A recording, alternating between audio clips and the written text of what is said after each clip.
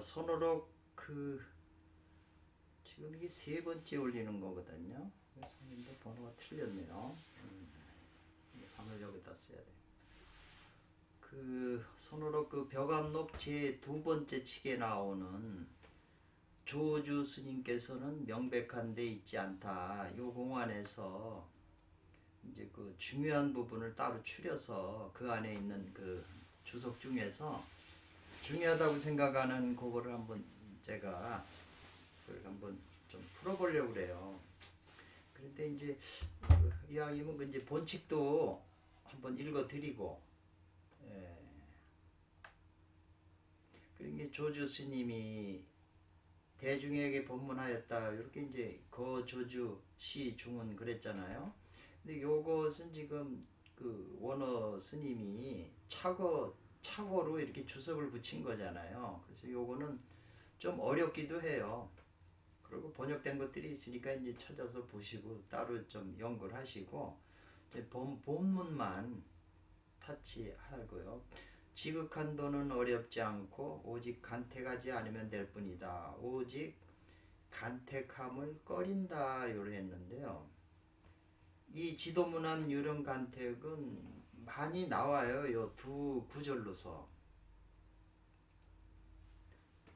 그런데 이제 요 지도문안 유령 간택 요 신신명에 있는 구절을 이 벽암록에도 몇 가지가 돼요. 많이 나왔어요. 다른 공안들보다도. 그래서 요 지도문안 유령 간택인데 이제 벽암록 저 뒤쪽에서 나오는 거 기억한 바로는 설두 스님하고 어떤 투자청인가 어떤 스님이거든요. 그래서 요 투자청 스님인가 이분이 설두 스님한테 이제 오니까 지도문안 유령 간택 이걸 가지고 좀 참고해봐라 이런 말씀을 하시니까 거기에 나와 있기를 투자청 스님인가 이분이 어느 때 와가지고 이걸 알았다고 그러니까 뭐냐고 그러니까 축생 그랬거든요.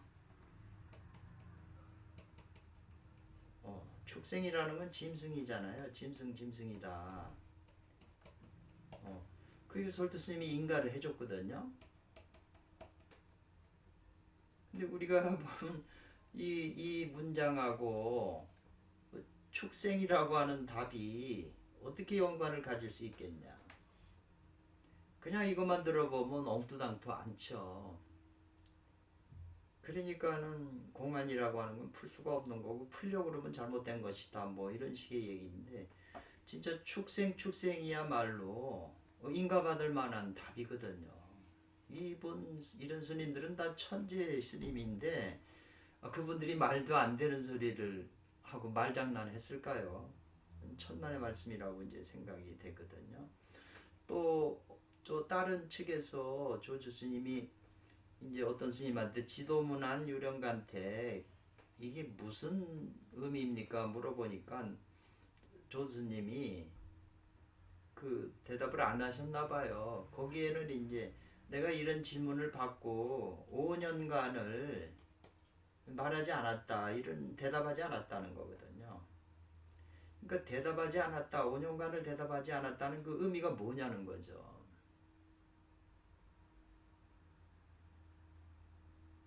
요 축생이라고 하는 말을 이제 기억을 해 두셔야 이제 제가 벽암록 거기서 석전 스님이 이제 쓰신 번역하신 그 책을 보고 거기서 이제 발췌한 거거든요. 그래서 이 지도문안 유령간택은 신신명의 첫 구절에 나오는 것으로 아주 유명해요.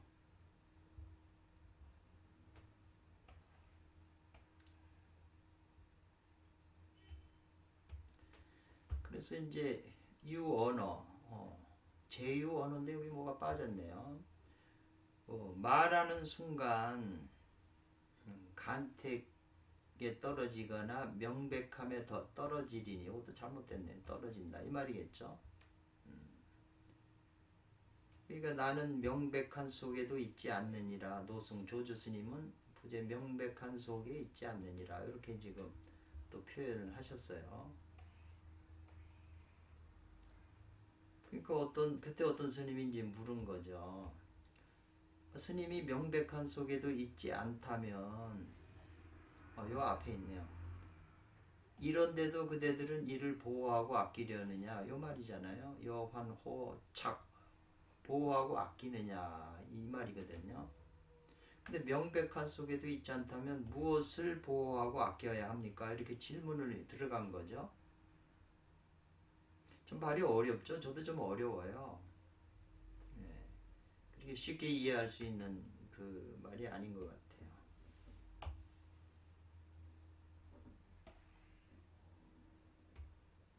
그러니 조주 스님은 나도 모른다 아역부지라고 그랬어요. 이 부지라고 하는 말이 지금 이 벼감록 2칙에서 나오잖아요. 근데 1칙에서도 그 모른다는 말이 나오거든요. 그 달마 스님하고 그 양무제인가요? 이 양무제가 짐 앞에 서 있는 당신은 누구요? 그러니까 부지 모른다고 그랬거든요. 달마 대사님이. 정답이잖아요. 여기서 부지 나오고 나중에 이제 양무제가 또 부지라는 말을 해요. 근데 이거는 정답이 아니고 이 달마 대사는 부지라고 그러셨어요. 알 수가 없죠. 달마의 본신, 달마의 본래 면목은 달마 스스로도 알 수가 없고 누구라도 알 수 없는 거잖아요. 그 자리가 어떤 언어로 밝혀지면 한정돼 버리기 때문에 맞을진 몰라도 틀린 답이거든요. 그래서 그 자리는 천 명의 성인도 알지 못한다고 그러니까 지금 여기서 그런 의미로 말씀하신 거거든요. 몰라서 모르는 게 아니라 그 자리는 알 수가 없는 거죠. 명백한 속에도 있지 않다는 그 자리는 명백한 속에도 있지 않는 자리거든요. 그 자. 그런데 이제 그 요 앞에서 보니까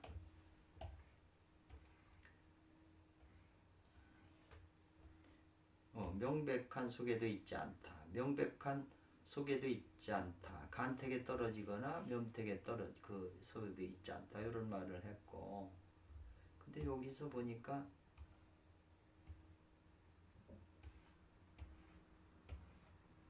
보호한다는 말이 나오잖아요. 보호하고 아낀다. 이것도 어디 저 그 공안에서 본 말이거든요.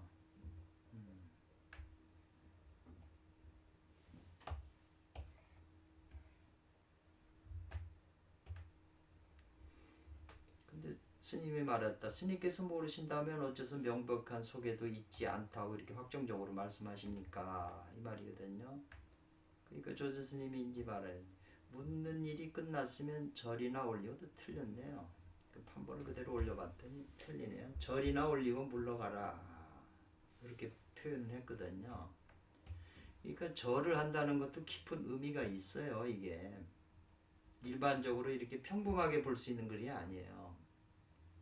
전부 절을, 왜냐하면 달마대사한테도 여러 명의 제자가 다 자기 경지를 얘기했는데 오직 해가만이 그냥 절만 했잖아요. 이렇게. 그래서 인가를 받으셨잖아요. 거기에도 깊은 의미가 있는 거죠. 이 제 개인적인 생각으로는 유럽에 있는 철학자들이 이 계통에 있어서 철학을 배우면 위에서 쓰던 언어가 있어요. 용어들. 그 용어에 이해한 걸 그대로 이해해서 내려오는 거거든요. 그 언어를. 그러다가 그 언어보다 더 깊은 거라든가 더 한 것이 있을 땐 자기가 또 언어를 만들잖아요. 그러면 똑같은 거라도 이 만든 언어의 내용은 또 달라지는 거잖아요. 그럼 그 다음 사람은 이 사람의 말한 그 언어의 그 내용, 그 말의 단어의 의미를 알고서 더 자기 철학을 하잖아요. 그런 거 보면 그 언어라고 하는 단어가 다 이네들에게는 다 공통된 이해를 가지고 있는 거예요. 제가 볼 때는. 그래서 선어록도 주장자 그러면 주장자에 대한 개념을 깨친 사람들은 같은 견해를 가지고 그 기본적인 거는 같은 견해를 가지고 자기가 이제 표현은 색다르게 할 수가 있죠.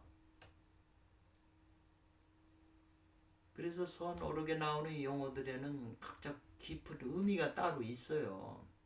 그네들은 그걸 다 알면서 터득이 돼가지고 내려오면서 새로운 걸 만들어서 한 거라고 저는 이렇게 보거든요. 그러니까 선어록에서만 쓰는 그 특이한 용어가 그걸 이해를 해야 된다는 거죠. 그래야 이분들이 말씀하는 그 언어들을 이해할 수가 있죠. 그게 이해가 안 되기 때문에 이건 뭐 전혀 엉뚱한 지도문안 유령 간택 축생 답이 축생이에요. 전혀 엉뚱하잖아요.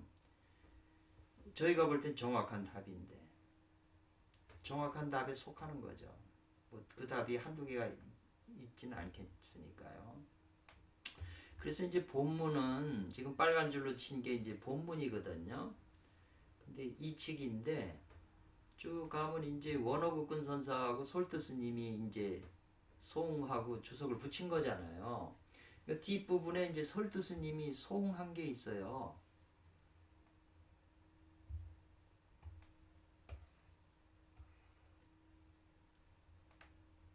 거기에 이런 송이 있어요. 이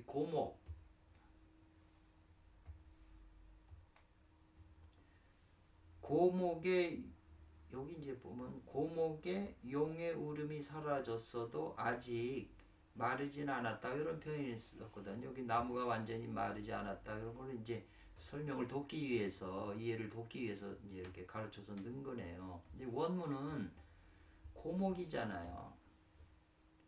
그 고목이라고 하는 거는 이제 나무가 오래돼 가지고 이제 시들고 이제 생명기가 없는 나무잖아요. 산에 가면 고목나무를 보잖아요. 언제 쓰러질지는 모르고. 그러니까 사람도 나이 들어서 늙으면 고목과 같은 형상이 되잖아요. 사람도 늙어지면 고목이 되잖아요. 근데 그 고목에서 용이 운다 이 말이거든요.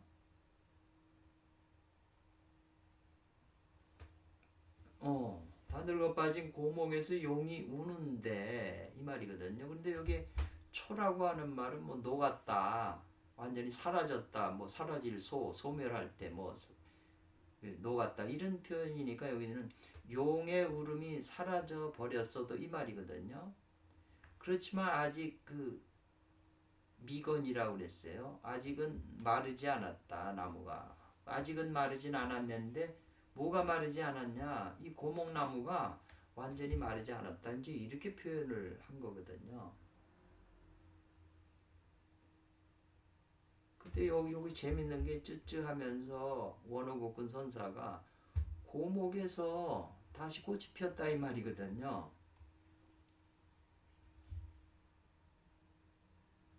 그러면서 달마께서 동쪽 땅, 동토에서 논이는구나 이런 말씀을 하셨어요. 고목이 다시 꽃이 핀 것은 달마께서 동토에서 논일기 때문에 그렇다는 거라고 이제 이해가 되거든요. 아주 이거 재밌는 표현이에요.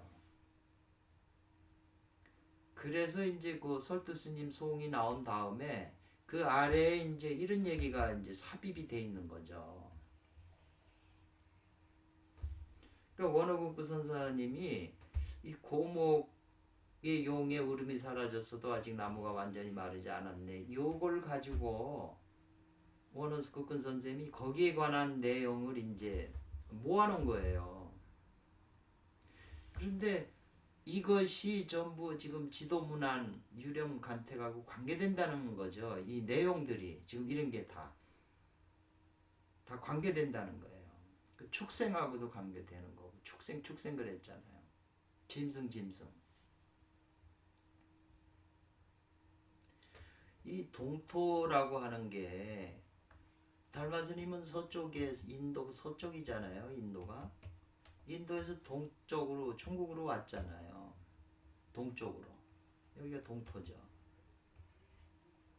근데 서쪽에서 동쪽으로 오신 거잖아요. 달마가 동쪽으로 온 까닭은 이런 것이 그 선어록 질문의 주류를 이루고 있거든요. 왜 달마대사는 동쪽으로 왔냐? 동쪽으로 온 이유는 이 자체가 굉장히 깊은 의미를 가지고 있어요. 하다못해 지금 저희 지금 이렇게 공부하고 있는 서유기만 해도 서쪽으로 논의는 여행하는 기록이라고 돼 있거든요. 제목이 저팔계 뭐 손오공 나오는 그런 스토리가요. 중국에서 서쪽으로 갔다가 부처님 경을 가지고 다시 서쪽에서 동쪽으로 오는 거잖아요. 요 의미가 서유기 전편의 그 핵심적인 그 스토리의 그 주제예요. 달마대사는 서쪽에서 동쪽으로, 왜 동쪽과 서쪽이 깊은 동쪽과 서쪽이 깊은 의미를 가지고 있어요. 동쪽은 목이고 서쪽은 금에 해당하거든요. 오행에서. 그리고 제가 개인적으로 생각하지만 이 선오록은 중국의 유교나 선도, 특히 선도라고 하는 게 이제 중국의 도장경이라고, 그것도 굉장히 분량이 많잖아요. 근데 이제 그 도교와 선도가 있는데 도교 안에는 모든 게 다 들어가 있어요. 그러니까 교니까 좀 종교적인 의미가 이제 있는 건데, 선도는 완전히 개인적으로 수행을 해서 신선이 되고자 하는 거거든요. 그러니까 수련에 관한 인간이 완성되는 그런 내적인 이 몸과 마음이 수련을 해서 도를 이뤄서 신선이 되는 그런 논리는 이 선도 텍스트에 있는 거거든요. 수행에 관한 거는. 그러니까 굉장히 선도 텍스트도 내용이 깊어서 그 이해가 또 안 되는 거예요. 뭐 선어로뿐 아니라. 그러니까 남해근 선생 같은 분은 네 가지가 어렵다. 뭐냐 그러니까 그게 아마 이제 중국의 선도, 그 다음에 조사 선어로, 그 다음에 이 주역이 64개인데 이게 또 보통 쉬운 게 아니에요. 어려운 게 아니에요. 그 다음에 이제 인도의 그 서장 밀교라고 있어요. 탄트라 밀교. 이 네 가지가 이 지구상에서는 가장 이해하기가 어렵다. 이제 그런 말씀을 제가 책에서 본 적이 있거든요. 그래서 이제 제가 지금 요 내용을 주제적으로 설명하려고 이제 해보려고 하는 게 이제 요런 내용이거든요. 그러니까 벽암록 이 측에 찾아보시면 다 있어요. 다 찾아보면 있으니까 한번 찾아봐도 좋으시죠. 이게 여기 이제 일장 보죠. 이게 화문이 빠졌네. 이제 어떤 스님이 향엄 스님이 유명하신 분이잖아요. 유명하지 않고 이제 일반적인 스님이 했다면 이게 가치가 없는 거죠. 근데 향엄 스님한테 이제 물은 거죠. 무엇이 도입니까? 그랬거든요. 도가 뭡니까? 그럼 아까 지금 신신명의 지도나, 예? 또 대도나 다 같은 말이잖아요. 지도나 도나 대다. 무엇이 지득한 도입니까? 똑같잖아요. 근데 오직 그걸 간택을 하는 게, 그걸 꺼린다라는 게 뭐냐면, 제가 생각할 때는 사람이 대도의 그 핵심처를 이런 거라고 다 이렇게 알고 있잖아요. 대도는 이런 거라고 이런 거라. 그게 많은 책이나 사람이나 뭐서 옛날부터 전해줘 대도라고 하는 개념이 다 들어박혀 있잖아요. 머릿속에. 그렇기 때문에 대도는 이런 것이라고 하는 게 머릿속에 다 들어가 있어서 있는데, 그렇게 이미 택하는 건 그 꺼린다는 거죠. 제 개인적인 생각이에요. 그러니까 틀릴 수도 있어요. 그냥 제 수준의 입장에서 설명하는 거니까. 머리가 이건 대도, 이런 것이 대도라고 이렇게 이미 간택을 했다는 거죠. 다른 건 사도야. 다른 건 못 받아들여. 이 머리가 이미 결정을 안다는 거죠. 그렇게 간택하면 안 된다는 거죠. 예를 들면 아까 지도문안 유령간택이 뭡니까? 그러니까 축생 그랬거든요. 이 축생 짐승이라고 하는 거는 이 머리통에서 일반의 머리통에서는 나오질 않거든요. 지도문안이라고 하는 말에 축생이라는 말이 안 나오죠. 만약 그 투자청 스님인가 그분이 대도는 이런 거라고 결론 짓고 이걸 의미를 했으면 이런 답이 나올 수가 없죠. 그런 걸 생각을 안 하겠죠. 자기가 간택한 거, 택한 거의 입장에서 대도가 뭔지 알려고 풀려고 노력했을 거잖아요. 그러니까 그 간택하는 게 그래서 아까 조주 스님이 지도문안 유령간택 질문을 받았을 때 5년을 내가 말하지 않고 꺼려왔다 이렇게 미뤄뒀다는 거잖아요. 그 말 자체에 답이 있는 거거든요. 깊이 생각하셔야 된다는 거죠. 근데 무엇이 지도입니까? 그랬잖아요. 고목 속에서 용이 우느니라. 고목이라는 거고 요 속이에요. 고목 안에서 용이 운다는 거예요. 신음한다, 끙끙한다. 신음할 음자잖아요. 고목 속에서 용이 운다, 신음한다, 운다. 누가 뭐 용이 우는 걸 봤나요? 다른 의미잖아요. 그렇게 중요한 거는 뭐냐면 선도라고 하는 텍스트도 많이 오진편 뭐 참동계가 대표적인 서적인데 거기에 나오는 용어들이 뭐 천문에 관한 용어도 있고 일상의 유교적인 용어도 있고 삶의 용어도 있고 그런 단어들이 많아요.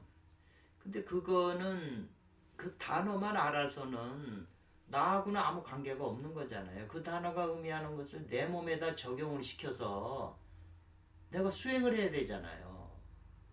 지금 이런 질문이나 지도문화 이런 것도 우리가 그 말의 의미를 알아서 내가 나 자신이 발전하기 위해서 그런 걸 묻는 거잖아요. 그냥 지식으로 알기 위해서 그런 걸 묻는 건 아니잖아요. 그러면 유교에서 원치재물 근어제신이라고 하는 게 주위에 있는 이 멀리 있는 모든 사물을 끌어다 가까운 자기 몸에서 취한다는 얘기잖아요. 적용시킨다는 거잖아요. 나하고 관계가 없으면 아무 다 필요 없는 거죠. 그래서 이제 무엇이 도입니까 할 때 고목 속에서 용이 온다고 그랬는데 이 고목이 나에게는 무엇인가? 그 고목 속이라는 것도 또 의미는 좀 깊이 생각해야 되고 용이 운다고 그랬잖아요. 용이 뭐고 운다는 게 뭔가 이걸 이해해야 되잖아요. 그게 도라고 지금 향음 스님이 대답을 하신 거거든요. 고목 속에 용이 운다고. 그리고 또 스님이 향음 스님한테 물었는데 어떤 것이 도 가운데 있는 사람입니까? 그랬거든요. 여하시 어떤 것이 도 가운데 있는 사람입니까? 그랬거든요. 도중인입니까? 그랬어요. 그러면 여기 이 도잖아요. 도가 고목 속에서 용이 운다고 그랬는데 고목 속에 용이 우는 그것 속에 어떤 사람이 그 도 속에 있는 사람입니까? 그랬거든요. 이 고목 속에 용이 우는 것과 그 도와 관련 있는 사람입니까? 그런 거거든요. 그리고 해골 속에 눈동자 아니라 총루 해골이잖아요. 요 리자가 같이 다 이렇게 서로 묶였네요. 5자로 돼 있어요. 눈동자 아니라 그랬어요. 도 가운데 있는 사람입니까? 고목 속에 용이 우는 게 도인데 이거하고 관계된 사람이 누구입니까? 해골 속에 눈동자 아니라 이렇게 답변을 하셨거든요. 이게 두 개가 이제 짝이 되는 거죠. 근데 어떤 주석서를 보면 이 같은 말로 해석을 하는데 전혀 아니죠. 고목 속에 용이 오는 거하고 해골 속에 눈동자하고는 다른 거예요. 관련은 있지만 직접적인 관련은 있지만 다른 의미거든요. 의미는. 그래서 그 향원 스님은 이렇게 대답을 하셨어요. 그 스님이 어떤 스님이라는 거죠. 그 스님이 또 훗날 석상 스님에게 물었다. 아마 석상 스님은 원어국군 스님의 스승이로 알고 있는데요. 그러니까 요거는 아마 원어국군 스님의 착어네요. 착어. 여기 이 착어는 빼버리고 뭘 물었냐면 무엇이 해골 속의 눈동자입니까? 물었잖아요. 여기 어떤 것이 도중인이냐, 도 가운데 있는 사람이었는데 해골 속의 눈동자라고 그랬는데 이 스님이 이게 이해가 안 됐는지 무엇이 해골 속의 눈동자입니까? 물어봤거든요. 그러니까 석상 스님이 아직도 아르마리에 얽매여 있구나 이렇게 대답을 하셨어요. 이게 지금 전부 연관된 거라 이제 보세요. 그렇게 대답을 하니까 그 스님이 또다시 이 조산 스님은 조동종의 그 이덴가 뭐 그러시잖아요. 굉장히 이 조산 스님이 유명하신 분이거든요. 조동종의 그 원로급에 속하신 분이니까 이 스님이 무엇이 고목 속에서 용이 우는 겁니까? 그렇게 물어봤거든요. 고목 속에서 아까 용이 운다고 그랬잖아요. 그러니까 대답을 혈맥이 끊어지지 않았다. 혈맥이 피가 돌고 있는 맥이 끊어지지 않았다 이렇게 말했잖아요. 그리고 또 물어 무엇이 해골 속의 눈동자입니까? 물었으니까 아까 아르마리가 아직 없어지지 않았다 이런 말했잖아요. 바싹 마르지 않았다.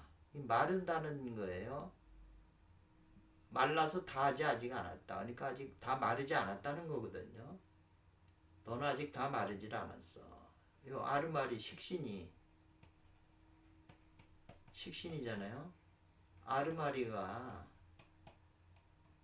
아직 다 마르지 않았다는 거예요. 네가 이런 걸 아직 묻고 댕기잖아요. 의식 속에서, 생각 속에서. 이게 다 말라야 되는데.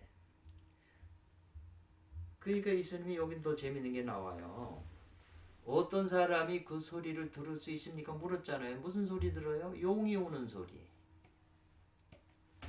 어떤 사람이 그 용이 우는 그 소리를 들을 수 있습니까? 물으니까 온누리에 듣지 못하는 사람이 없다는 거예요. 지금 말하는 저도 그렇고 듣는 사람도 그렇고 누구라도 사람들은 다 듣는다는 거예요. 이거를.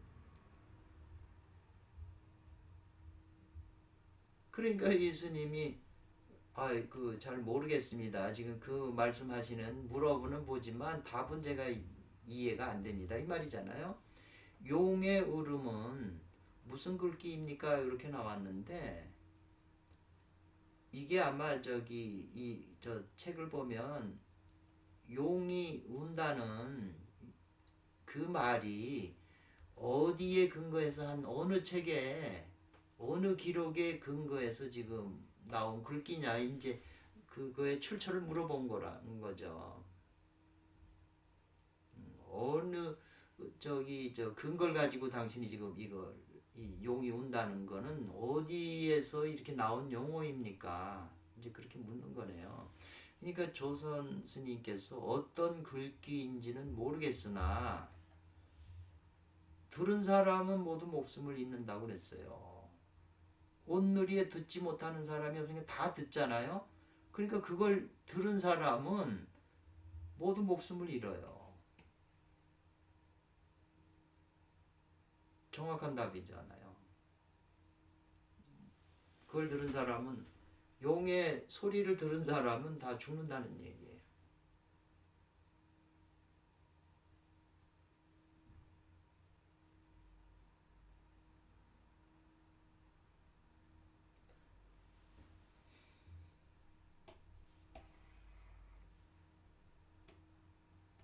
그래서 조산 스님에게는 이런 개성이 있다 이랬어요.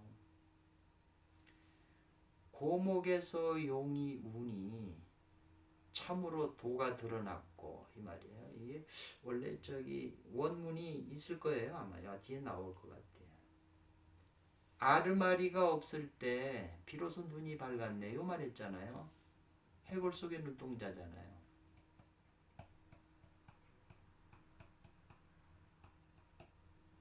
그리고 감정이 다할 때, 감정이라고 표현했네요. 그래서 이게 원문이 있어야 돼요. 이 번역한 사람들이 그거를 자기 아는 정도에서 그 번역을 하기 때문에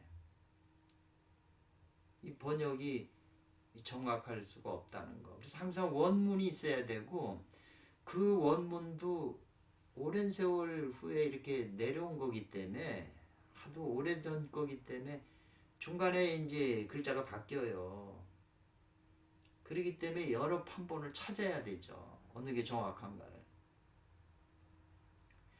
그래서 감정이 다할 때, 이건 제가 볼 때 조금 문제 있는 해석이에요. 다할 때 소식도 다한다 이 말이에요. 용이 우는 소식도 이제 끝난다는 거죠. 그래서 이것도 해석도 당사자가 혼탁한 속에서 맑음을 어떻게 알냐. 이것도 굉장히 또 중요한 말인데, 탁한 거하고 맑은 걸 갖다가 이제 여기 이렇게 가로치고서 해석을 한 거죠. 이걸 번역한 분이. 탁한 것은 간택이라 하고 맑은 것은 명백이라 한다. 그러니까 이게 두 가지가 하나다 이 말인 일이하다는데요. 자체의 청정함을 지각할 수도 없는 완벽한 청정함. 말은 좋아요. 그럴듯하게 시 같은데 이게 무슨 의미인지 이거 보고 알 수 있어요? 저는 잘 모르겠네요. 이게 무슨 말인지.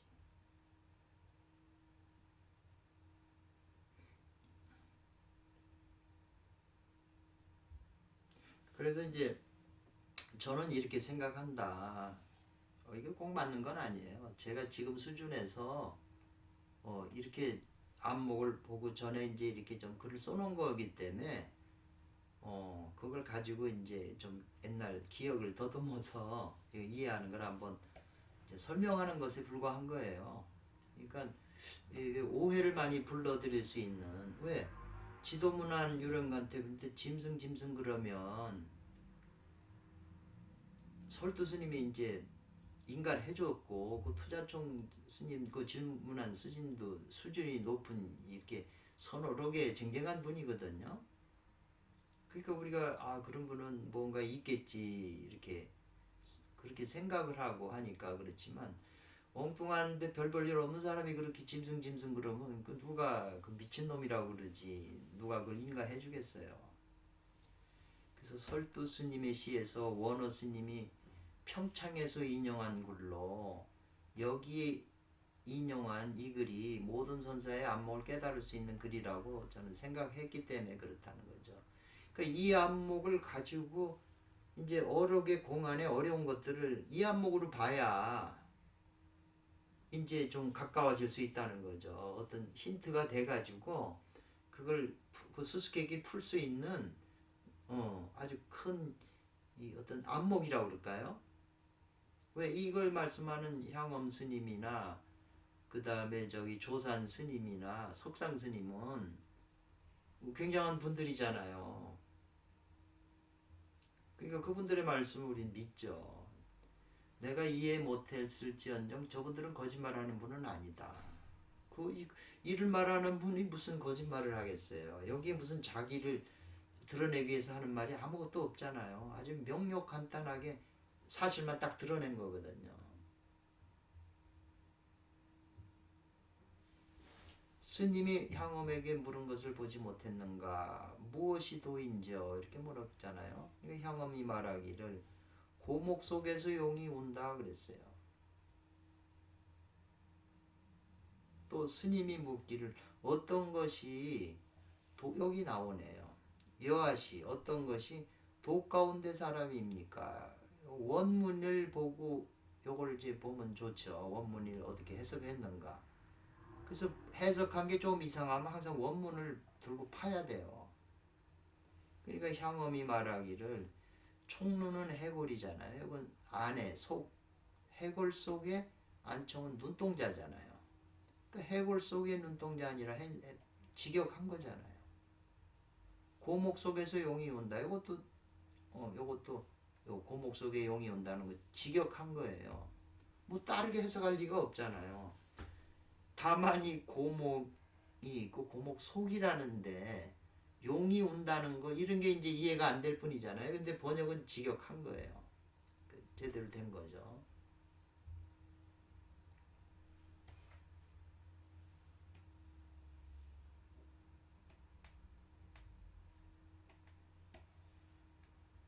그래서 이제 제가 이제 제 수준에서 이해한 거를 말씀을 드리는 거예요.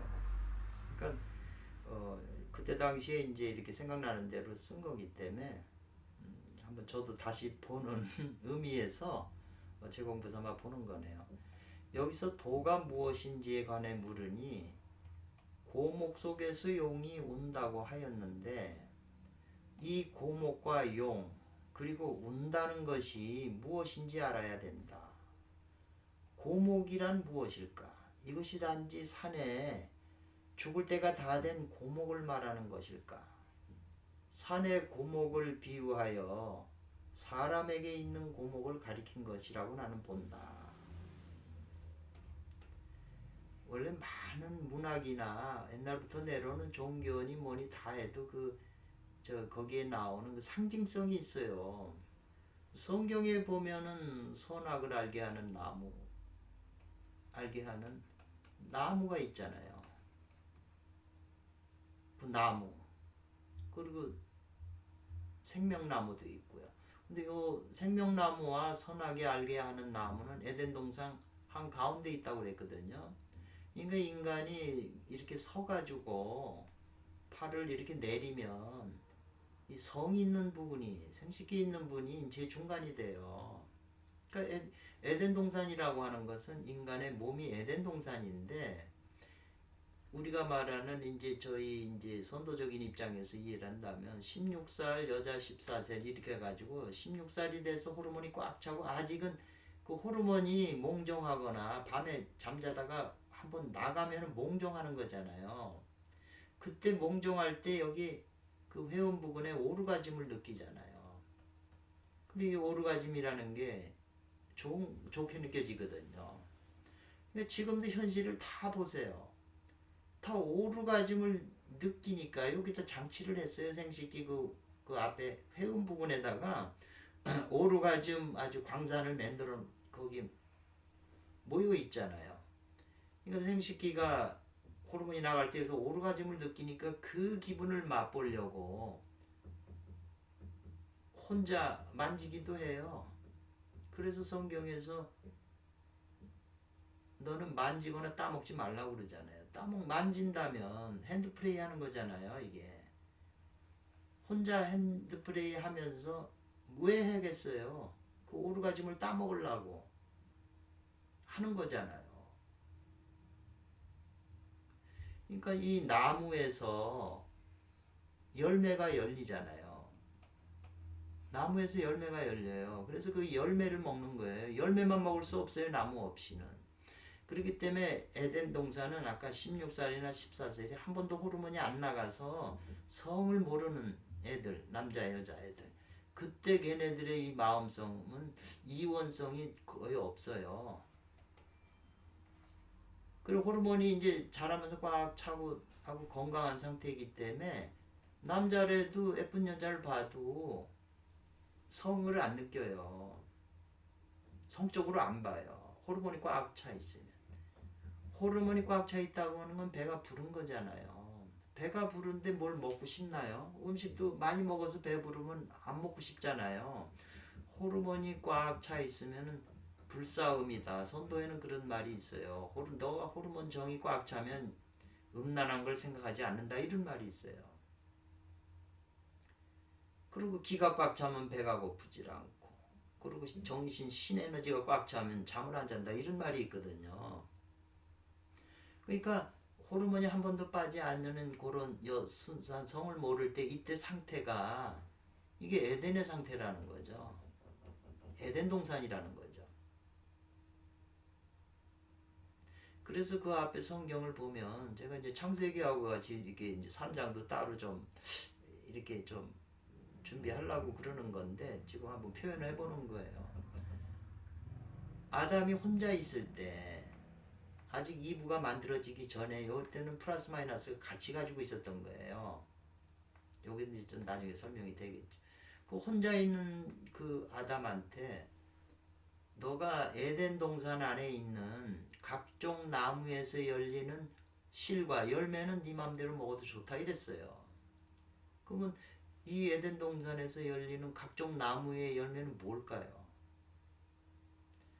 각종 나무 열매는 눈에서 보면 보는 즐거움이 생기잖아요. 좋은 말 들으면 듣는 즐거움이 생기고 이게 다 나무거든요. 손으로 만져도 또 좋은 느낌이 생기고 안입이슬 신 6개의 감각 기관 감각 기관을 통한 혓바닥이라는 것도 기관이지만 맛을 느끼잖아요. 그게 열매거든요. 그런 건 네가 마음대로 먹어도 좋다. 그러나 에덴 동산 한가운데 있는 이 선하게 알게 아는 나무, 이 나무가 생명나무인 동시에 선악을 알게 하는 나무예요. 이거는 너가 따먹으면 죽는다고 그랬어요. 지금 이 소리를 듣는 자, 용이 울부짖는 소리를 듣는 자는 다 죽는다고 그랬잖아요. 성경에도 이걸 따먹으면 죽는다고 그랬어요. 소리가 뭘까요? 예를 들면 이 나무 생식기를 가지고 막 흔들어 봐요. 오르가지 신음소리가 안 나겠어요?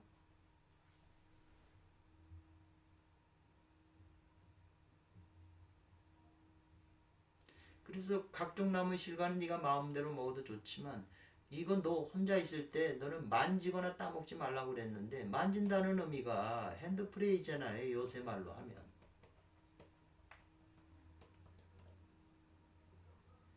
성경의 앞에 3장에 나오는 창세기 3장에 나오는 그것은 인간 과거의 인간이나 현재의 인간이나 미래의 인간에게 모두 해당되니까 그게 진리인 거지. 그때 당시에만 해당되고 우리하고는 관계가 없는 거라면 그 진리가 아닌데 그걸 배워서 뭘 하겠어요. 우리한테 관계도 없는 걸. 옛날의 역사에 그런 일이 있었다고 역사에 남을 뿐이지 우리하고는 관계가 없는 거잖아요. 관계가 없으면 진리가 아니잖아요. 근데 그 말이 창세기 그 3장에 설치해 놓은 그런 비유들이 유대인들이 워낙 영특하기 때문에 천재들이죠. 생명의 비밀 그런 식으로 이제 표현한 거라고 보는 거죠. 그게 고대에 있었던 것을 유대인이 변형을 시켜서 썼던 어쨌거나 그 내용에는 그렇다는 거죠. 그러니까 누구라도 혼자 만지잖아요. 왜? 그 열매를 따먹으려고. 왜? 오르가즘이잖아요. 하다못해 우리가 저 해명경에도 나오지만 능언경에 그 음란한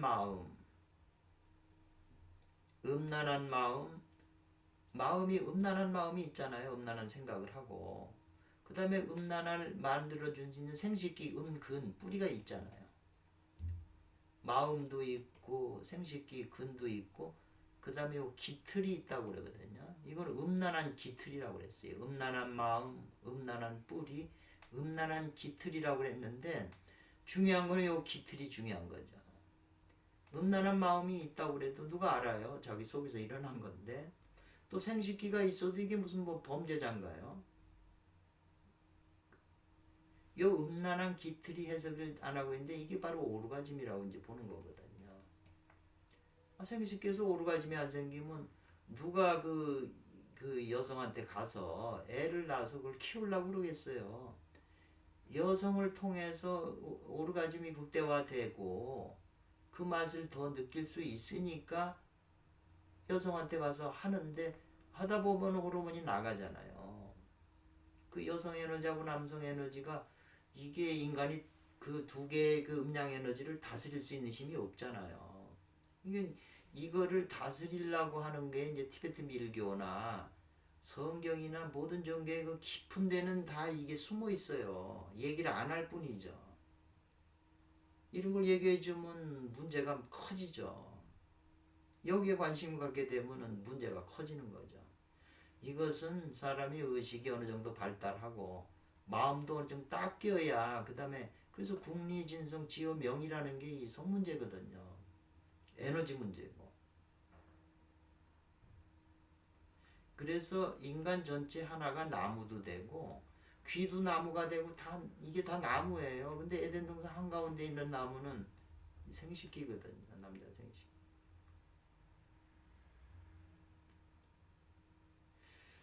그래서 이 나무는 오래돼요. 우리 나이가 돼서 늙어지니까 쇠약해지잖아요. 이 성이 약해지니까 정력이 약해지니까 뭐 건강에 이제 몸이 다 쭈글쭈글 늙어가는 거잖아요. 힘이 없어서.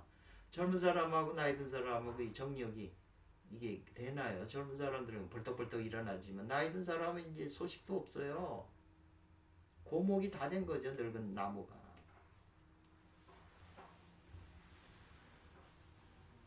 그래서 세월이 흐름에 따라 고목으로 변하는 나무다. 누구나 생각해보면 다 알 수가 있는 거죠. 다 알 수 있는 거지. 이게 그래서 선이나 선도나 유교는 다 일용이 부지예요. 이런 말 많이 나와요.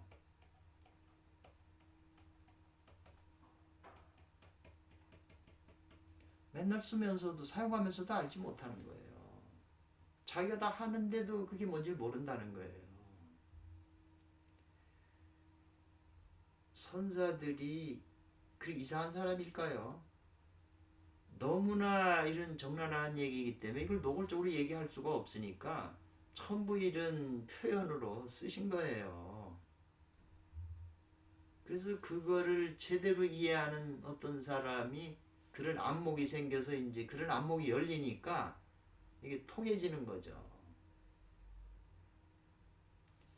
그래서 주역에서 봐도 고목 속에서 우는 용이란 바로 생명 에너지로 주역의 건캐에서는 잠용, 혈용, 비룡, 항용 등으로 표현하였는데 주역에서는 용은 양기라고 그랬어요. 양기가 발동하면 그 고목이 발동하여 소리를 낸다는 것이다. 이 말이에요. 우리가 이 생식기가 용인데 여자 생식기는 호랑이라고 그러고 남자 거는 용이라고 그러잖아요. 주역에서 용은 구름과 비를 몰고 와요. 용이 구름을 몰고 왔다가 그게 많아지면 비가 되잖아요. 마음적으로 예를 들면 눈으로 포르노나 뭐나 뭐 섹시한 걸 보게 되면 마음이 이제 뭉글뭉글해지면서 구름이 일어나면서 생식기로 물이 떨어지잖아요. 비가 오게 되잖아요. 호랑이 여성 생식기는 클라이막스에서 바람을 몰고 와요. 그게 주역에 나오는 논리예요. 그래서 이 소식이 용이 우는데 사실은 우리 귀가 다쳐서 그 소리를 못 듣는 거예요. 느끼긴 하죠. 그러니까는 옛날에 아는 사람하고 길 가는데 이 사람이 그 예쁜 여자를 그 오는 걸 보더니 갑자기 이게 발동을 하니까 못 참는다고 자기는 어딜 가야 된다고 그러고 가더라고요. 못 참겠다는 거죠. 588 가는 것 같더라고요. 이 소리를 용의 소리를 들은 거죠. 그걸 못 다스리니까 그 소리를 들었기 때문에 588 가서 결국 죽어서 나오잖아요. 생명 에너지를 여성한테 다 바쳐가지고 자기 생명 에너지를 쏟아붓고 나오는 거잖아요. 그럼 죽는 거지 뭐예요. 누구나 죽는 거죠. 거의 인간은 벗어날 수가 없어요. 선사들이나 도인들 외에는 벗어나기가 힘든 거죠. 천하 영웅도 못 벗어난다고 나오잖아요. 그 인체의 아랫부분에 있으며 누구나 매일 우는 소리를 내요. 아침에 이 남성이 저번에 다 발동을 하잖아요. 알잖아 자기가요. 소리를 듣는 거잖아요. 에너지잖아요. 파동이고. 그래서 교감유로 책에서도 용이 우는 곳이라 하여 우명하는 곳을 찾으라고 했는데 뭐 이거는 이제 해석 제가 그냥 생각이 나서 왜 소나 용이나 같은 상징성이거든요.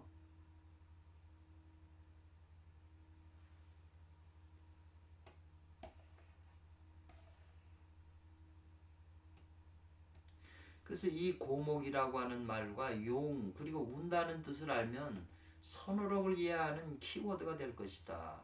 저는 이런 안목에서 이게 선도에서 이런 사고방식을 가지고 있는 거거든요. 그러니까 이런 그 안목 가지고 이제 그 선어록을 보는 거죠. 그러면 안목이 달라졌기 때문에 굉장히 그 재밌어요. 선어록이 다른 의미로 이제 와닿는 거죠. 이러한 것을 갖가지 비유와 작용으로 표현한 것이다. 또 조주 스님의 뜰 앞에 잣나무잖아요.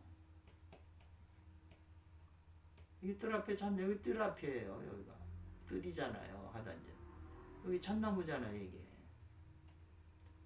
잣나무라고 하는 게 동짓날 일양이 시생한다. 또 매화꽃이 동짓 때 꽃이 핀다. 이 말이 아니잖아요. 음이 그게 이르렀을 때 양이 발동하는 거거든요. 자연의 원리, 에너지 원리가 그렇다는 거죠. 그래서 어떤 것이 독 가운데 사람인지요라고 부르니 향엄 스님은 해골 속의 눈동자라고 했다 이 말이죠.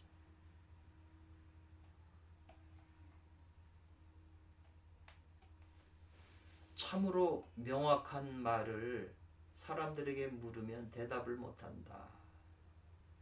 우선 이 총루라고 하는 말에 걸리는데 이 말이거든요. 해골. 이거를 아르마리, 자기 아르마리라고 하는 것은 과거, 현재, 미래, 현재를 통해서 자기가 윤회하면서 모든 정보 얻은 게 자기 머릿속에 있잖아요. 자기 머릿속에 있는 정보를 가지고 해골 그러면 우리는 어떻게 생각하면 그건 사람이 장래 지내가지고 오래되면 이제 이게 다 살이 다 문드러지고 뼈다구 있는 이게 해골로 이렇게 인식하고 있는 거예요. 그러니까 살아서 댕기는 사람한테 해골자 붙이는 거는 우선 안 되는 거죠. 그러니까 그런 아르마리로 풀려고 하면 이 모를 수밖에 없죠. 해골이.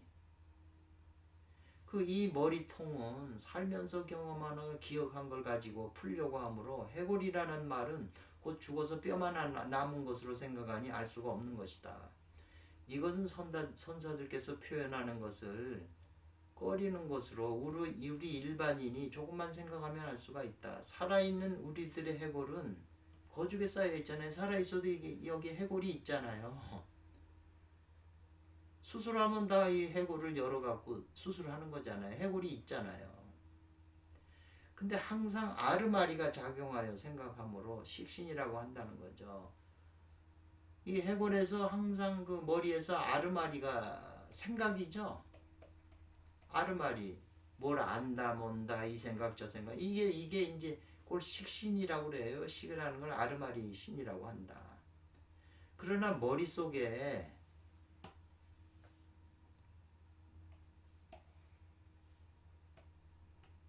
송가선 그 부근에 안에 원래 원신이 작용하고 있다는 거죠. 도중인. 선도에서는 원신이라고 그래요. 식신작용인데 식신의 작용이 너무 강해서 알아채지 못한다. 이 원신이 작용하고 있는데도. 그러니까 만약 식신이 죽어서 해골이 된다면 죽은 해골은 아무 생각이 없잖아요. 무심으로 돼 있잖아요. 그러니까 우리 살아있는 내가 이 생각을 모두 정화시켜서 아무 생각이 없다면, 무심이 된다면 머리통이 고요해진다면 이 속에 있는 원신인 눈동자가 깨어날 것이다. 그러므로 이 눈동자는 인체의 이 머리 위에 있잖아요. 성경에도 예수님이 너무 간단한 말씀이에요. 너희가 그 등경인가요? 등불이잖아요. 여기다가 석유 놓고 기름 놓고 해서 심질해가지고 불을 붙이잖아요. 옛날에 무슨 이스라엘에 무슨 전기가 있겠어요. 그러면 이렇게 불을 붙여가지고 집안에 바닥에 놓지를 않아요. 높은 데다 놓지. 그래야 전체를 비출 거 아니에요. 인체도 이 빛이 위에 있어야 되잖아요. 머릿속에 있는 거예요. 이 원신의 빛이. 본래 독 가운데 있는 사람이 이게 주인공이 우리 주인공 찾고 뭐 본체 찾고 다 본래 면모 찾는데 그게 찾으면 이 머리 가운데에서 눈을 뜨게 돼요. 이 영안 제사면은 부처님 눈이든 그러니까 이게 눈을 뜨게 되는 거예요. 이거를 누구라도 다 있어요. 작용도 하고. 그러니까 보고 듣고 다 하는 거잖아요. 그렇지만 이제 자각을 한다는 거죠. 이 자리를.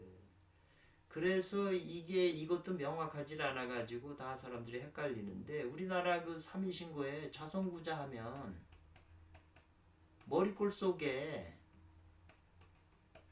이미 내려와 계신다 이거예요.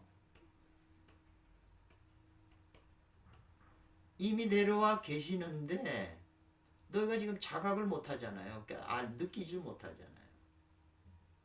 그러니까 이거를 찾아서 느끼게 이게 활성화시키려면 자성구자 하라는 거거든요. 방법이 자성구자예요. 그러나 유튜브니 뭐니 다 주석을 봐도 아무도 이거를 해석한 게 자기 성품 속에서 뭐 씨를 구해 풀어놓은 거 보면은 이해가 안 돼요. 그게 무슨 말인지 알 수가 없어요. 자기 성품 속에서 뭘 하라는데 그걸 어떻게 하라는지 이해가 안 되잖아요. 우리나라 고대 그 위대한 분들께서 그렇게 애매모호한 소리 했을까요? 자성이 뭔지 구한다는 게 어떻게 구하는 건지 이 자가 무언지에 대해서 명확한 개념이 없으면 안 되는 거죠. 이 소음가선을 열 수 있는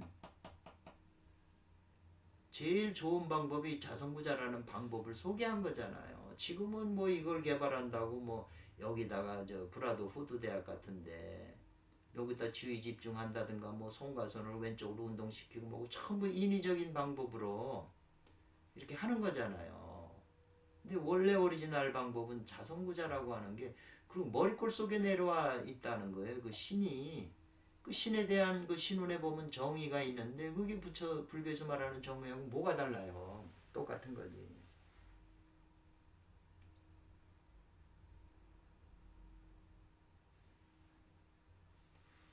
그래서 그 스님이 뒷날 석상 스님에게 이제 물어요. 두 번째로 묻는 거죠. 앞에는 향엄 스님에게 물은 걸 지금 한 거고요. 어떤 것이 고목 속에서 용이 신음하는 끙끙거리는 것입니까? 그러니까 석상이 말하기를 아직도 기쁨이 남아있구나. 여기 봐요. 요 기쁨의 이 대, 기쁨에 묶여있구나. 요 대는 허리띠 할 때 허리띠를 이 저기 허리에다가 둘러서 띠잖아요. 허리띠를 매잖아요. 묶여있는 거죠. 허리띠를 그 저기 이렇게 움츠리게 하는 거잖아요. 오직 아직도 그 기쁨에 묶여 있구나 이 말이거든요. 근데 요 대자를 여기는 아직 남아 있구나로 해석을 했잖아요. 그러면 좀 이상하잖아요. 요 유자는 오히려 뭐뭐한 것 같다 이 말이거든요. 기쁨에 아직도 그 묶여 있구나, 얽혀 있구나 이 말이잖아요. 허리띠를 허리에다 얽히는 거니까. 그러니까 이런 그 하나의 이 대자가 뜻이 많아요. 옥변 찾으면. 그러니까 이게 지금 뭔 얘기를 하는지 내용을 알아야 거기서 알만한 이 대자에 대한 알만한 걸 여기다가 번역을 할 거 아니에요. 기쁨이 남아있는 거죠. 용이 끙끙거리는데 이 인체에서 기쁨이 손을 만진다고 비빈다고 기쁨이 생깁니까? 눈을 100번 돌려봐요. 기쁨이 생기는가? 오직 이 고목나무에서 느끼는 거예요. 기쁨은. 손에서 기쁨이 생기고만 한다면 다 손만 문지르면 모든 문제가 기쁘니까 행복해지는 거잖아요. 모든 문제가 해결되잖아요. 무엇이 해골 속의 눈동자입니까? 여하시 어떠한 것이 바로 해골 속의 눈동자입니까? 그러니까 속상이면 아직도 요 아르마리가 남아있구나 그랬어요. 아르마리에 이것도 묶여있구나 이 말이 낫잖아요. 남아있는 게 아니라 묶여있다는 거죠. 우리가 아르마리 생각에 우리가 묶여서 살잖아요. 내가 생각을 마음대로 할 수 있어요. 생각이 대로 나를 조종하고 다니는 건데 여기도 기쁨에 묶여있는 거잖아요. 그러니까 못 놓는 거죠. 그 기쁨을 구하려고. 지금 이 순간에도 전부 사람들은 이거 하고 동물들도 마찬가지인데 동물들은 이제 절제가 되잖아요. 인간처럼 그런 욕망이 그 화신이 아니거든요. 애만 낳으면 되고 새끼 해면 되니까. 근데 인간은 안 그래요. 이걸 아주 적극적으로 놔둬서 그래. 하다못해 마약까지 먹고 하잖아요. 더 기쁨을 더 늘리려고 확대하려고.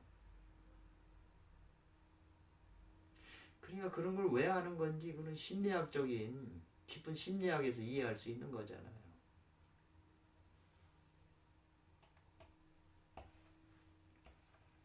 요거는 이제 제가 이해한 건데 석상 스님은 아직도 기쁨에 묶여 있구나 남아 있구나라고 하였는데 아직 기쁨이 남아 있구나라고 하였는데 왜 아직도 기쁨이 나는데 이게 두 개가 됐네. 이걸 하나 지워야 되겠는데요. 이 기쁨이 무엇일까? 이 내용을 읽는 사람들은 모두 다 스스로 느꼈으므로 알 것이다. 기쁨이 무엇인지 용이 운이 기쁘고 기쁨이 아직 남아있다면 용은 울 것이다.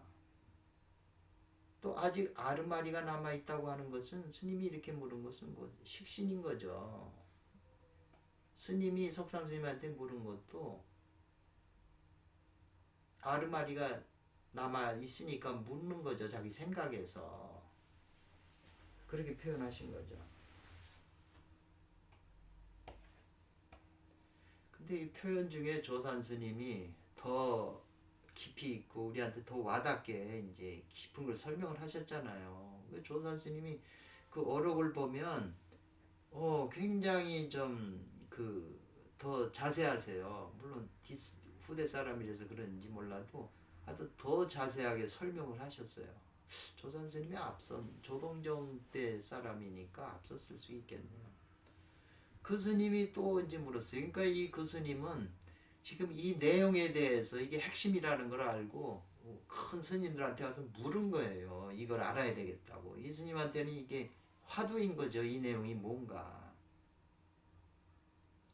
그래서 또다시 조산 스님에게 물었다 그런 것이고 설두 스님도 이 내용을 알았기 때문에 송시에다 쓴 거고 원어국은 스님도 그 송시 보고 이런 내용이 있으니까 그게 딴 데도 이 기록이 있어요. 약간씩 다를진 몰라도. 그래서 그거를 옮겨놓은 거잖아요. 그것은 바로 원어 국근 스님이나 설두 스님이나 석상 스님이나 조산 스님이나 향엄 스님이나 다 하나의 맥으로 알고 있었다는 걸 증명하거든요. 그래서 무엇이 고목 속에서 용이 우는 겁니까? 그러니까 조산이 말하기를 혈맥이 아직 끊어지지 않았다. 이게. 혈맥이란 말이 나오니까 또 헷갈리는데 당연하잖아요. 이 생식기도요. 가만히 보세요. 다 여기 힘줄 피줄이 다 있어요. 물론 나이가 들어서 이제 호르몬이 에너지인데 에너지 근원인데 에너지 생명 에너지가 이게 무한대 있는 게 아니잖아요. 타고날 때 가지고 나올 원액이 있는데 원액에 물 타서 자꾸 방출한 것인데 쓰면 쓸수록 이제 에너지원이 약하니까 나중에 생식기 쓰지도 않아요. 나이 들면. 그때는 뭐 혈맥도 다 끊어져 가지고 작동 쓰지도 않으니까 용불용설에 의해서 안 쓰면 자꾸 태워하니까 그때 혈맥이 이제 끊어졌는데 아직은 에너지가 있고 혈맥이 살아있으니까 이게 발동을 하는 거잖아요. 우는 거죠. 이 순대는 게 우는 거잖아요. 고목인데. 그리고 무엇이 해골 속의 눈동자입니까? 조사님은 아직 다 마르지 않았구나. 이 생각이 다 말라버려야 되잖아요. 생각이 아직 습기가 있으니까는 물길 받아갖고 생명력이 있어서 이 생각도 에너지 이 가슴에서 일어나서 머리로 올라오는 거고요. 제가 할 때는. 그리고 가슴에서 일어나는 것도 이 단전에 있는 에너지를 받아서 일어나요. 요것도 제가 이제 나중에 제가 체험한 걸 얘기 드리면 쉽게 이해할 수 있을 거예요. 저도 이건 체험을 통해서 이제 이거를 확신을 했으니까. 글로 봐서는 이해가 안 되는 게 이제 자기 몸으로 체험하게 되면 그 내용을 더 이해할 수가 있잖아요. 아직 다 마르지 않, 습한 게 말라야 되잖아요. 말라서 이 낙엽 같은 것도 물기가 있으면 아직 살아있는 거잖아요. 근데 가을이 돼갖고 완전히 말라버려야 떨어지잖아요. 죽어서. 식신이 떨어져 죽어야 원신 눈동자가 살아나는데 한가운데 있는 식신과 원신은 상대적이에요. 그 어떤 사람이 그 소리를 들을 수 있습니까? 용이 우는 소리를 들을 수 있습니까? 이 말이거든요. 그 조선이 말하기를 온 세상 다 들어도 그 소리를 듣지 못하는 사람이 없다는 거예요. 누구나 다 듣는 소리잖아요. 이 소식을 모르는 음양 소식을 모르는 사람이 누가 있어요? 다 듣고 있죠.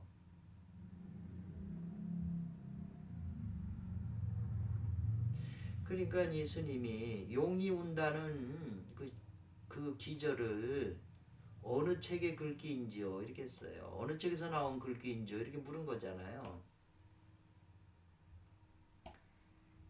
그러니까 조산 스님도 거기까지는 이제 조사가 안 돼 있는지 어떤 데서 나온 글귀인지는 모르겠으나 하여튼 그 용의 소리, 신음하는 소리 들으면 모두 목숨을 잃는다. 여기 듣는 자는 모두 죽는다 그랬었잖아요.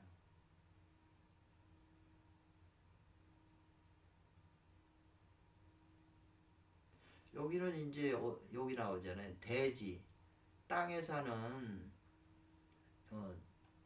미유 있지 않다잖아요. 하나도 듣지 않음이 있지 않다는 거죠. 땅에 대지에 사는 사람은 누구나 다 듣지 않는 사람이 없다는 거예요. 그게 여기 원문이 나오네. 스님 미심 잘 모르겠습니다. 용음이라고 하는 것이 이게 어느 그 장구에서 나온 것입니까? 그러니까 사람을 조산 스님 말하기 알지 못하겠다. 이것이 어느 장구에 있는 건지. 그렇지만 그 소리를 듣는 자는 모두 죽는다. 이렇게 설명을 했어요.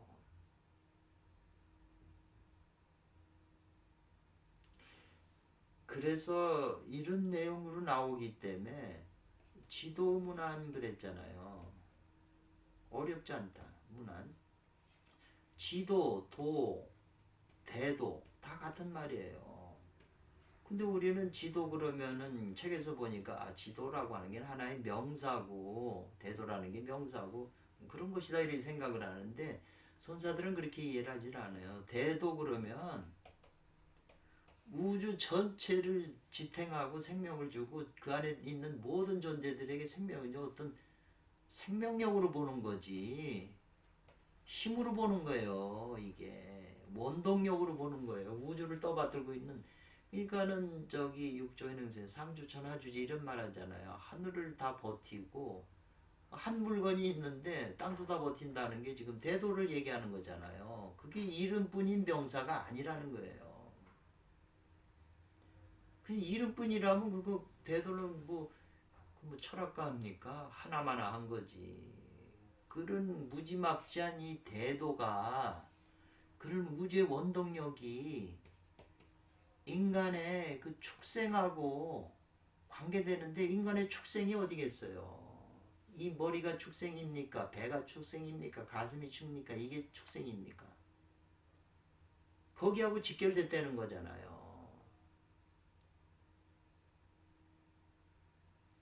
깊이 생각을 해보세요. 그런 안목이 없으면 선사들이 말하는 그거에 저기다 허공에 뜬 얘기가 돼버려요.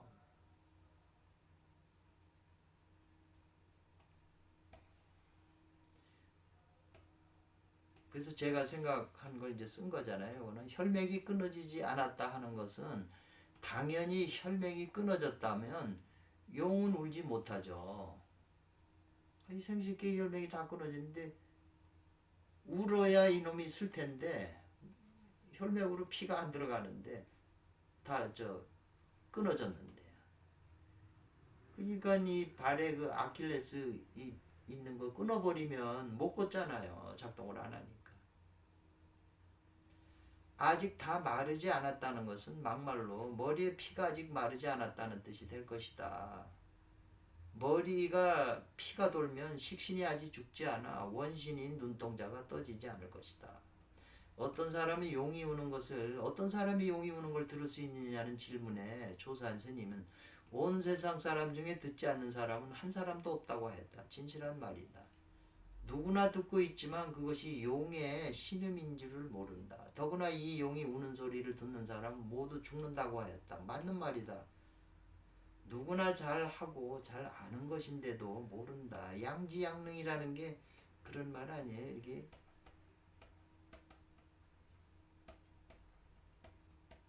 하늘로도 받아서 말해주지 않아도 누구나 다 알아요. 이 주석을 보면은 이 속문제는 이거는 본능적인 거라 누구나 다 알고 또 누구나 잘 알아서 애도 나요.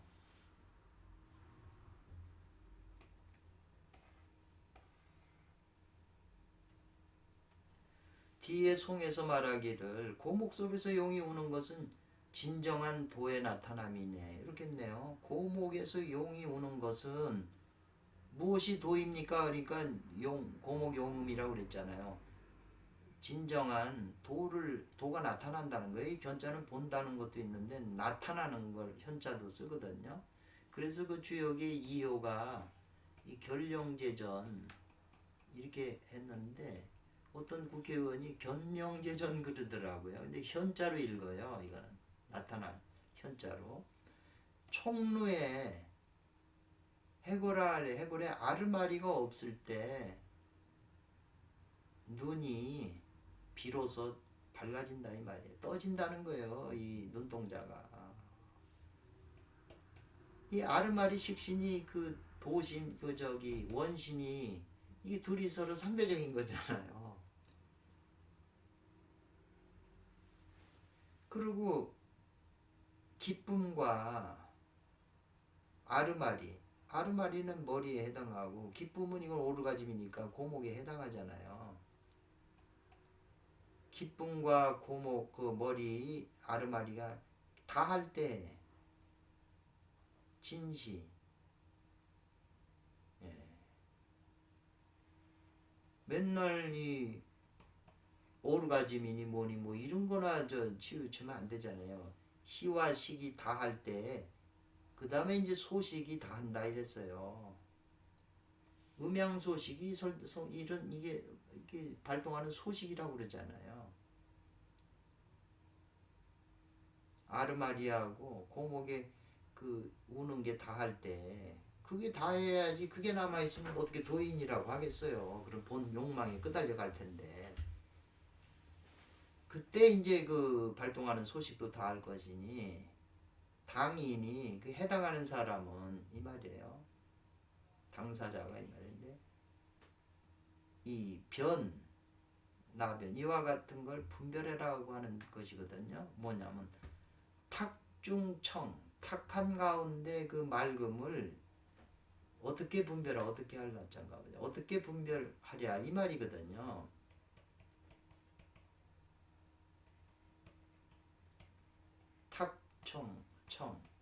청탁이잖아요.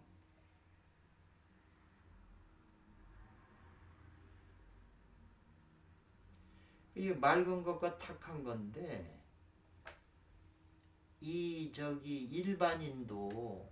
일반인도 이게 생식기가 발동을 하잖아요. 근데 이 탁 가운데서 청을 어떻게 분별하냐 이게 지금 핵심이거든요. 이게 청해야 그 에너지를 쓸 수가 있는 거거든요. 탁한 에너지 쓰면은 탁한 게 돼버리잖아요. 그래서 이 탁중청도 이제 오지편 같은 데는 연우 이게 또 말이 연우 개생 그랬는데요. 연이 개생을 만날 때 그때 취하라고 그랬어요. 그 에너지를. 요게 이제 요 임하고 개생인데 이게 뜻이 깊어요. 이런 말이 곧 인체에서 지금 청탁을 분별할 때 이 상황을 설명한 것이거든요. 그러니까 이런 말을 조산 스님이 이제 했는데 이런 걸 자기 몸에서 다 느껴서 이걸 알고 했기 때문에 아마 이런 소식들은 이거는 이제 선도에서 말하면 명에 대한 거거든요. 이 해골 속의 눈동자 같은 거는 본성에 관한 거니까 그건 불교에서 얼마든지 이제 깨칠 수 있고 그러는 거지만 이 성문제 명공부는 주로 선도에서 그렇게 잘 밝혔어요. 연구를 많이 했고. 근데 스님들 중에서 이제 그 고승에 속하는 분들은 이걸 다 알으신 거죠. 잘 드러내질 않았지만 어렵게 표현을 했지만은 이분들이 다 그걸 아셨기 때문에 이분들이 그렇게 얼굴에 빛이 나시고 이 성 문제에 걸려가지고 탁해지는 사람이 얼마나 많아요. 스님들 중에. 못 벗어나는 거거든요. 근데 그 도인들은 다 벗어나신 분들이기 때문에 이런 소식을 아는 거죠.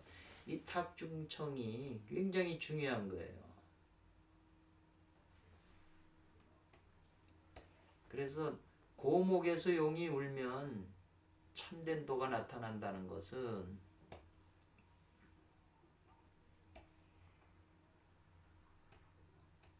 주역의 개사전에 한 번 음이 되고 한 번 양이 되는 것을 도라고 한다고 하였다. 용이 울어야 이미 잊어버린 양을 회복할 수 있는 것이므로 참된 도라고 하였다. 이게 발동을 해야 이 발동하는 에너지가 뭐냐 이런 거죠. 예를 들면은 이 사람이 아르마리 갖고 예쁜 여자 보고 뭔가 섹시하고 이러고 이게 발동하면 이 에너지는 탁한 게 돼버려요.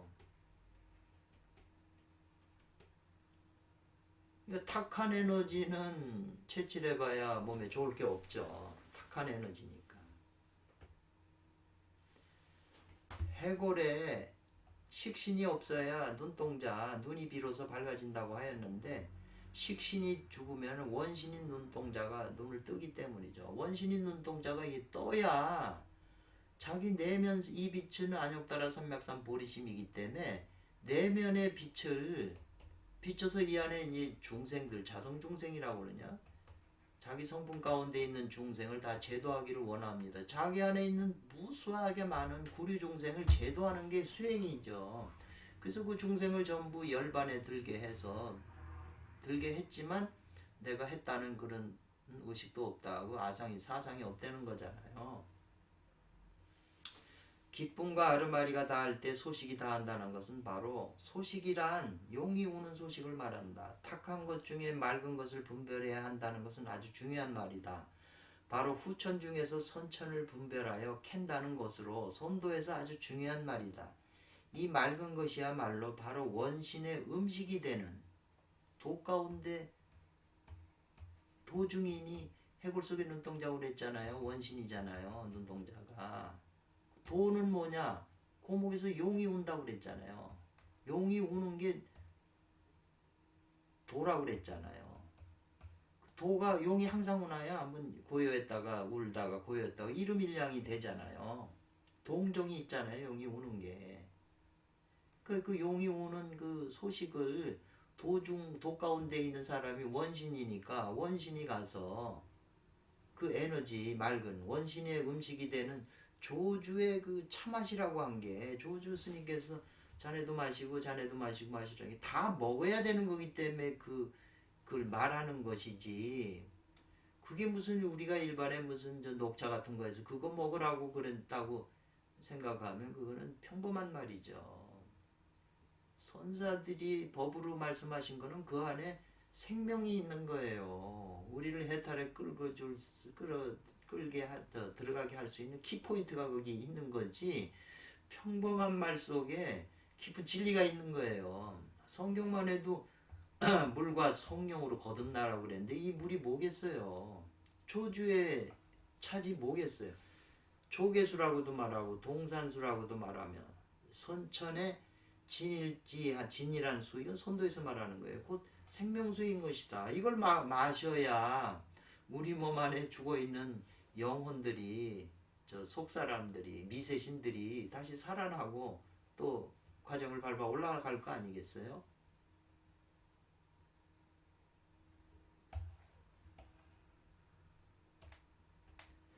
고목과 용음, 도중인, 해골, 눈동자, 기쁨, 식, 혈맥이 아직 끊어지지 않았다는 것과 아직 다 마르지 않았다는 말, 누구나 용이 소리를 듣는다는 것과 그 소리를 들으면 모두 죽는다는 말, 탁한 속에서 청정한 것을 가리라는 등등의 말에는 모두 깊은 뜻이 있으므로 잘 참고하였으면 한다.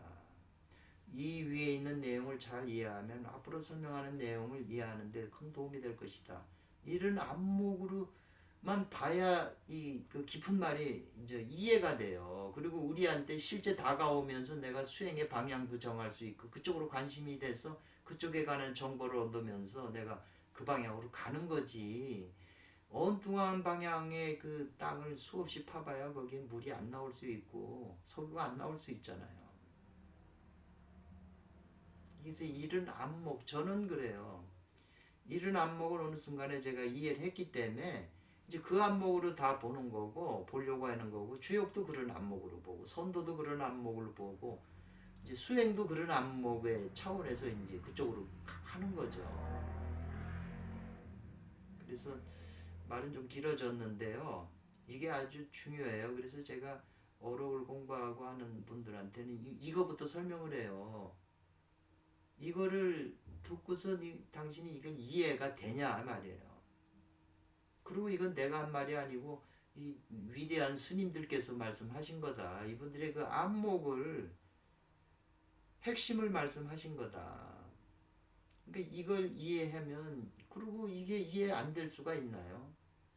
창세기 3장도 전부 여기서 뭘 벗어나나요? 똑같은 거죠. 창세기 3장도 생사가 거기에 걸려 있는 거잖아요. 여기도 지금 생사가 걸려 있는 문제고, 이게 나하고 직접적인 관계가 있잖아요.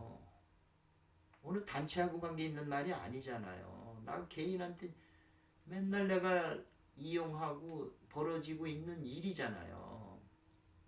이걸 부정할 수는 없잖아요. 그러니까 여기서 깊이 사유해야 된다는 거죠.